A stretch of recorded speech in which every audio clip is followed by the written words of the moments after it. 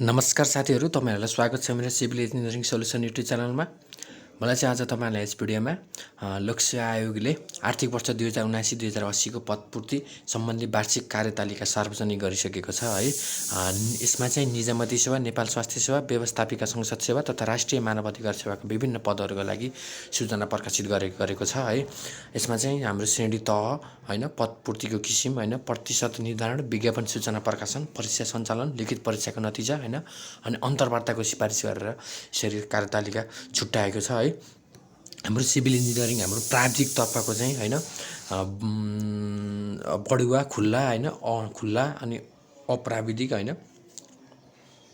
प्राविधिक गरेर हैन, अनि हाम्रो परीक्षा निर्धारण गर्ने मिति हैन, अनि विज्ञापन सूचना प्रकाशन गर्ने मिति र लिखित परीक्षाको नतिजा कहिले आउने हैन, अनि अन्तर्वार्ता र यसको सिफारिस कहिले हुने भनेर यसरी छुट्याएको रहेछ है।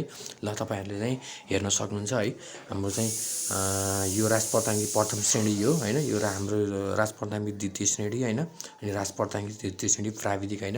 हाम्रो चाहिँ खुल्ला बढुवा हैन, खुल्ला बढुवा गरेर यसरी छुट्याएको रहेछ है।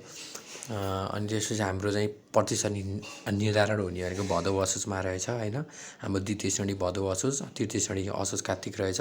अनि हाम्रो विज्ञापन सूचना प्रकाशन भनेको चाहिँ हाम्रो असोजको अन्तिम बुधबार रहेछ हैन। असोजको अन्तिम बुधबार।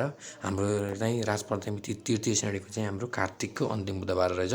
र परीक्षा सञ्चालन हुने मिति चाहिँ हाम्रो चाहिँ राजप्रताङ्गी प्रथम श्रेणी हाम्रो अधिकृतको लेभलको है। यो चाहिँ 5औं तहको होला है। 5औं तहको मङ्सिरमा हुने रहेछ। हाम्रो द्वितीय श्रेणीको चाहिँ हाम्रो पुष माघमा हुने रहेछ। हाम्रो 6औं तहको हैन। हाम्रो राजप्रताङ्गी तृतीय श्रेणी हाम्रो 7औं तहको चाहिँ हाम्रो माघ फागुनमा हुने रहेछ है।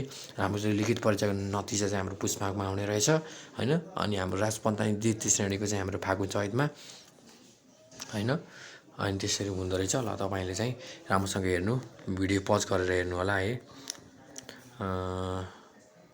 अब यही तोकिएकै मितिमा एक्जाम होस् भनेर हामी सबैले प्रार्थना गरौँ है।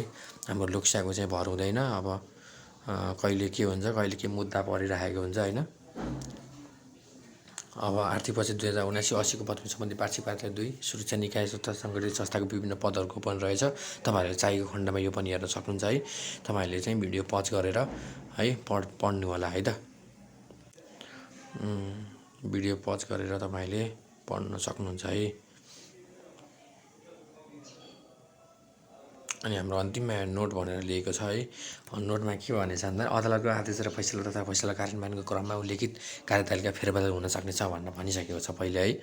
हाम्रो आशा छ, हामीले चाहिँ प्रार्थना गरौँ कि हाम्रो चाहिँ फेरबदल नहोस् हैन। हाम्रो तोकिएको मितिमा एक्जाम होस् भनेर हामी सबैले प्रार्थना गरौँ हैन। राम्रोसँग पढौँ हैन। सबैको नाम निस्कोस्। मेरो चाहिँ सबैलाई शुभकामना छ है। मेरो तर्फबाट सबैलाई शुभकामना। सबैको नाम फर्स्टमा आओस् है। सबैको नाम आओस्। ल त साथीहरु, मैले चाहिँ आज तपाईहरुलाई यति नै गरे।